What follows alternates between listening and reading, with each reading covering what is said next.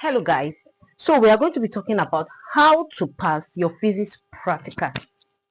If you are preparing for physics 2026 WAEC or NECO, what information do you need to pass this exam? I am going to be sharing you the information you need to pass your physics practical 2026, either for WAEC or for NECO. Now, this is your area of concentration. If you are preparing for practical physics, these are the areas of concentration. All right. Question 1 is usually mechanics. Question 1 is usually mechanics. Question 2 is usually heat. Either heat or light. Optics.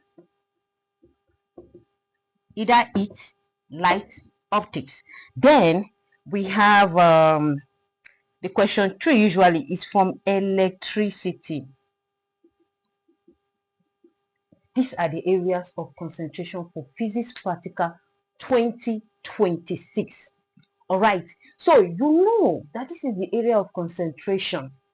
Question 1 is going to be from mechanics.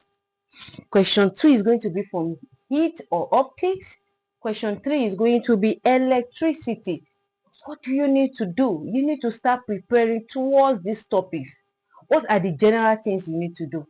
You need to start learning how to plot graph, because at the end of this exam or during this exam, you are expected to plot 2 graphs, because we are going to be answering 2 questions. Yeah, you have 3 questions from these fields. You will be answering 2 questions out of the 3. And each of the questions, each of it carries 25 marks. 25 marks each.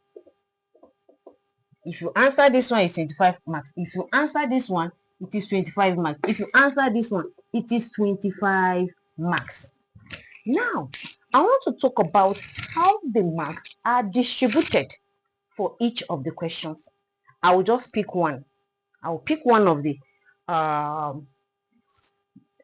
questions, and I will use it as a guide. All right. Okay. So now, let's say you are answering mechanics. The marking scheme is almost the same for all. So I will just be breaking down for mechanics, and it will solve. It is still the same. It will serve for the rest of the areas for the physics practical. So let's say the question is on mechanics. 1, these are the aspects you will be marked on. We have table of observation. Usually, this is 11 marks maximum. Sometimes it is 9 marks, sometimes it's 10 marks, sometimes 11. But the maximum for table of observation is 11 marks. Okay, so if you are writing physics, but I see students, they are so careless when it comes to table of evaluation. You know, there are things you need to know when it comes to table of evaluation. Okay, now you don't joke with decimal points when it comes to table of evaluation. You don't joke with decimal points. All right, now if you are evaluating any value, like they say find log L, find t squared, all this one should be in 3 significant figures. Any evaluation at all you'll be doing on that experiment, make sure it is in 3 significant figures. If not, you'll be marked down. All right. So table of evaluation is going to be 11 marks. Of course, for each column there will be an allocated marks.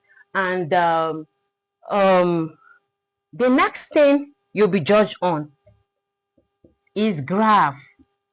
Graph usually used to be 6 marks, but now they've reduced it to 5 marks. It is 5 marks. Now for this graph, you will be marked all the points that you correctly plotted will be marked. The 5 points correctly plotted will be what? Marked.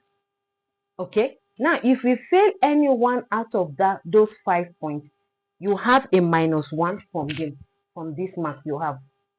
There'll be a -1. If you do not plot 2 points, you have -2. And if all your points are wrong, it means you are going to be having 0. So when you are plotting graph, you have to be very careful. Very, very careful.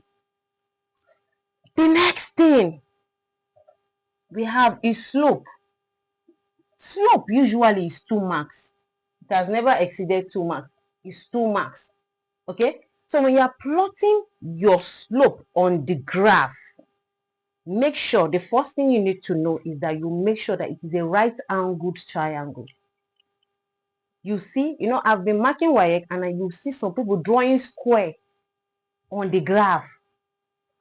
Mind you, the right-angled triangle you'll be drawing will be on the line of best fit. That line you drew on your point, that particular line, your triangle should be on that line of best fit. Okay. Now, the next thing you'll be judged on, sometimes they may add intercept. They might say find intercept. C, usually. It's usually 1 mark. And most time when you see where they ask for intercept, the table of evaluation will now maybe reduce to 10 because of this additional question. So we have the next thing is so far we have 16, 17, 18, 19. We have 6 marks remaining. Precaution.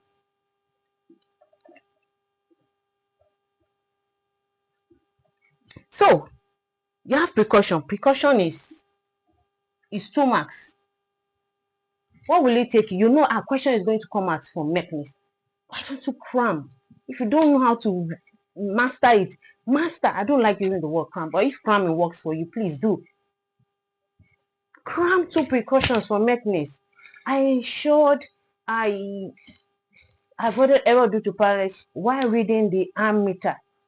And if it's electricity, I ensured I avoided error due to paralysis while reading the potentiometer, while reading the voltmeter, while reading the ammeter, pending on the apparatus you are using. And mind you, you cannot use avoided error due to paralysis on 2 different apparatus for the same experiment.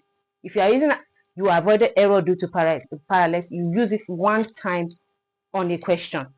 1 time for electricity, just 1, and then you state another 1. All right, you can state I ensured clean terminals for electricity. Okay, now this is precaution, 2 marks.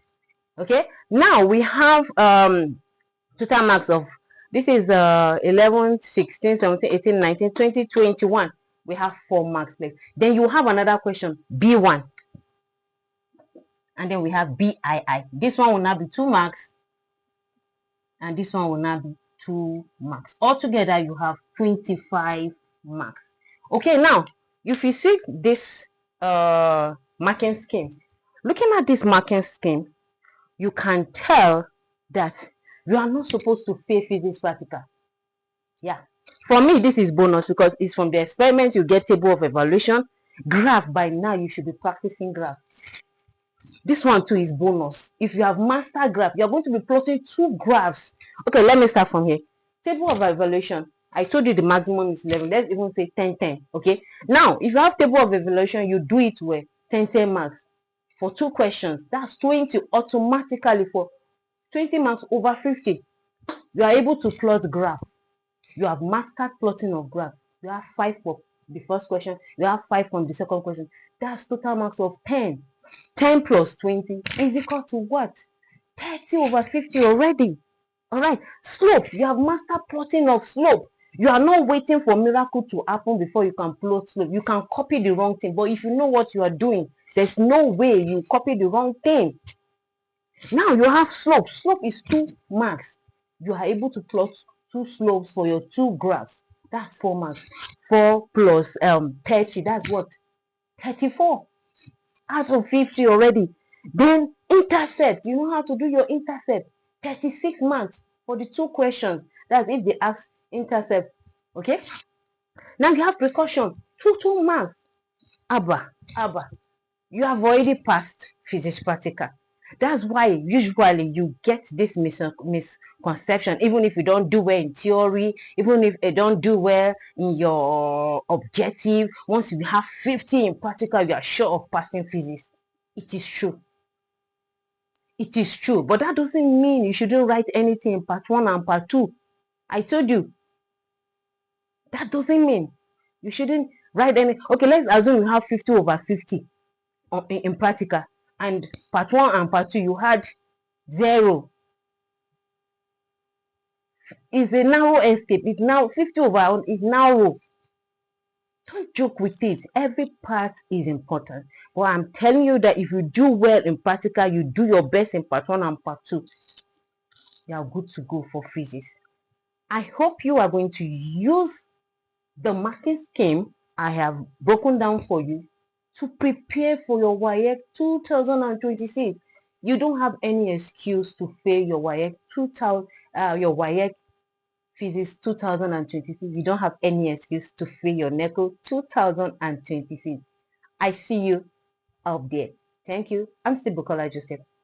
Bye.